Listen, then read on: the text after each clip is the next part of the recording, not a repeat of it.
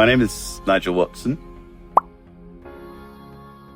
I'm co-founder of Pamoja Community Development. Pamoja Community Development represents a 10-year community-led partnership driving water and food security, climate resilience, and the creation and sustaining of a number of social enterprises across these communities that we work with. Currently 6 communities in northern Laikipia in Kenya. Having been born and bred in this community and lived within them for the last 2 decades, I have seen a lot of challenges that have come because of this way of life. One of the main challenges is drought in this community. When this drought occurs in this community, a lot of things happen. The livestock die. People go back to the drawing board because poverty encroaches each and every time we have these severe droughts. We don't have a lot of rainfall seasons in this area, so we have to depend on these livestock and actually migrating to places of better pasture. So a bit about me, I run a successful small consultancy business, coaching business in the UK. So I have a day job. I'm not funded by the charity, by the organization, but it's something that's so passionate to me, so close to my heart in terms of the work that we do here and the work that's so badly needed. I first came out here in 2001. I came here at the end of a 4.5-year drought, thinking I could change the world. I was a specialist in leadership development and leadership in the face of adversity. And actually, what I learned is these people are so incredibly resilient. They didn't really need the help that I could offer. And I ended up learning so much from them. But back in December 2023, we learned that they were at the tail end of another 5-year drought. And this one was the worst in their living history, decimated much of their livestock and much of their spirit. And over the years, these people, these beautiful lands, have become so dependent on external aid. And obviously the aid model is changing, changes to DFID model, changes to the USA aid model, but they still need help. And we started off by looking at how do we immediately create help for these people. And we created a small program that fed over 1,000 people, a small start, but a start. And we did that on the basis of bringing people back as a community, bringing people who had fled to the villages for work, begging, because people were dying through starvation and pulling their children out of schools. We thought there has to be a better way. Water is a key issue here. Water creates life, it creates everything here. So that's our starting point.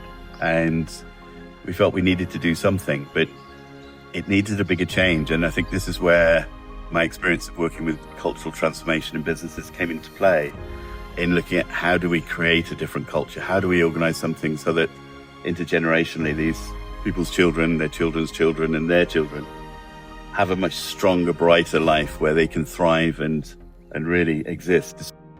That's why we are so happy as women in the landscape that we are connected with Pamoja Community Development so that we can come together. The good thing about Pamoja Community Development is they value us as women. So we looked at a model that looks at how we work with the land and understand where water flows and how to capture it and things like that. So we have scoped a program looking at a long-term feasibility study across the whole of Laikipia North.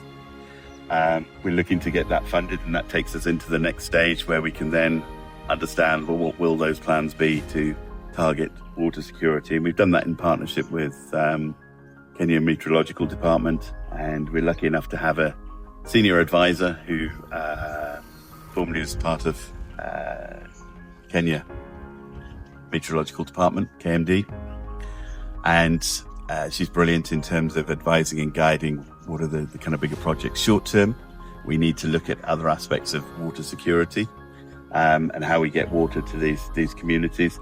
More importantly, that there's intergenerational poverty here, and yet there's such bright people, increasing numbers of people now moving away or getting university degrees and then having to move away because there isn't the work for them back here. Yet when I talk to those people, they desperately want to come back to their communities. I had a dream that one day I'm going to change the lives of these people. And how am I going to change these lives? So as a graduate of community resource management at the Kenyatta University, I'm working with an organization called Pamoja Community Development. And as a community development manager, I have been given a chance to work for the people for the betterment of their lives and actually see social enterprises develop from the scratch to actually having them sustain communities. We're looking to support these communities, create and sustain a number of social enterprises and create many businesses where they can drive and own their own economies. And people take a wage, but there's also a large community pot. And that community pot, the community profit, if you will, gets reinvested into core infrastructure like healthcare, education, key things that will really sustain the community and ensure that nobody gets left behind. So this is part of a 10-year partnership, a 10-year vision that was co-created with some of the leaders and the youth of this community. And we're here to walk alongside those people. Currently perhaps slightly ahead, but the goal is so that we're literally walking alongside each other and then we're dropping behind so that they take over. Our goal is that my wife and I, who's the other co-founder, she has a background in international development. And our goal is that we get to a place where we're not needed here. Pamoja Community Development is really looking at that inclusive aspect of tribal communities and how do we work much closer together in harmony with each other to the betterment of the society here.